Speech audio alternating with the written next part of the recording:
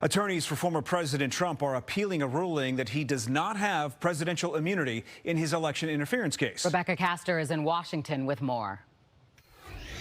It's a major legal blow for Donald Trump. A federal appeals court ruled he does not have presidential immunity over his alleged attempts to overturn the 2020 election. The court rejecting Trump's argument that his actions while president could never be prosecuted. What former President Trump was advancing was a sweeping and unprecedented claim of immunity.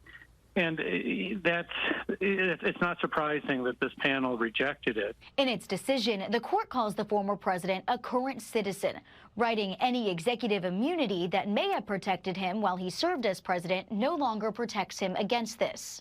Trump's campaign is already firing back, sharing in a statement, without complete immunity, a president would not be able to properly function. Extreme Democrats will stop at nothing in attempt to prevent President Donald Trump from returning to the White House. Trump's alleged involvement in events on January 6th has already gotten him thrown off the ballots in Colorado and Maine.